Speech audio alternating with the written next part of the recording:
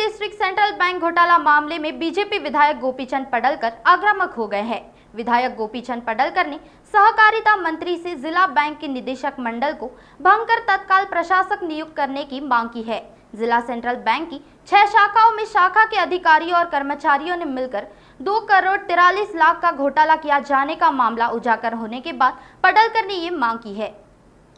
जिल्हा मध्यवर्ती सहकारी बँकेच्या संदर्भात गेल्या 5-6 वर्षांपासून सातत्यानं घोटाळे बाहेर येत आहेत।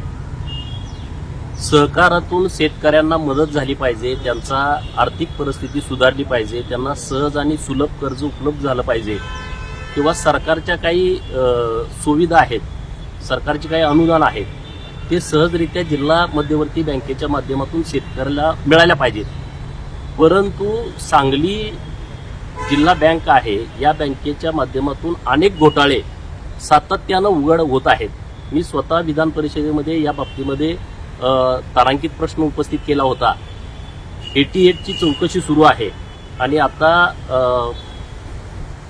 19/4/2024 पत्र आहे सहकार आयुक्तांचं आणि डॉक्टर प्रिया दळणर यांची नेमणूक केलेली आहे की जवळपास 50 कोटी रुपये जो काही फ्रॉड झालेला आहे चुकीच्या पद्धतीनं त्याची जबाबदारी निश्चित करणं आणि त्यांच्यावरती कारवाई करणं।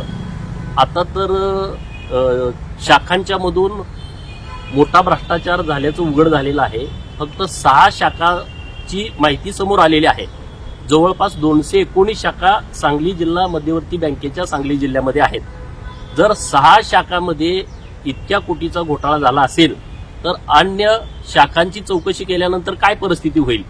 आणि म्हणून आपल्या माध्यमातून मी सहकार आयुक्त असतील, सहकार मंत्री असतील यांच्याकडे अशी मागणी करतोय की आता जो घोटाळा झाला आहे त्याची चौकशी तुम्ही जिल्हा बँकेच्या अधिकाऱ्यांच्याकडून करताय। अरे हे कुंपण शेत खाते वरिष्ठ पदाधिकारी, बँकेचे चेअरमन, व्हाईस चेअरमन, संचालक हे घोटाळा करतायत आणि त्यांच्या पावलावरती पाऊल ठेवून आता अधिकारी घोटाळा करायला लागलेले आहेत, कर्मचारी घोटाळा करायला लागलेले आहेत आणि मग तुम्ही त्यांच्याकडून त्यांची चौकशी करण्यात काही उपयोग नाही। तर सहकार खात्याच्या वरिष्ठ अधिकाऱ्यांकडून या सगळ्या बाबतची चौकशी नीटपणे झाली पाहिजे। सांगली जिल्हा मध्यवर्ती बँकेचं संचालक हे पूर्णपणे कायद्याचा गैरवापर करून चुकीच्या पद्धतीनं कर्ज वाटप असतील किंवा आणखी काही भानगडी असतील तर ते सगळे करतायत। तर हे संचालक मंडळ बरखास्त करावं आणि प्रशासक या बँकेवरती यावा अशी मागणी मी माननीय सहकार मंत्री महोदयांच्याकडे करतोय। खरं तर त्यांनी हा विषय अत्यंत गंभीरपणे घ्यायला पाहिजे, नाहीतर कुठल्या नेत्याच्या नेतृत्वाखाली बँक आहे मग ते काय म्हणतील असल्या कुठल्याही भानगडीत न पडता त्यांनी तात्काळ या विषयाकडे गांभीर्यानं लक्ष दिलं पाहिजे।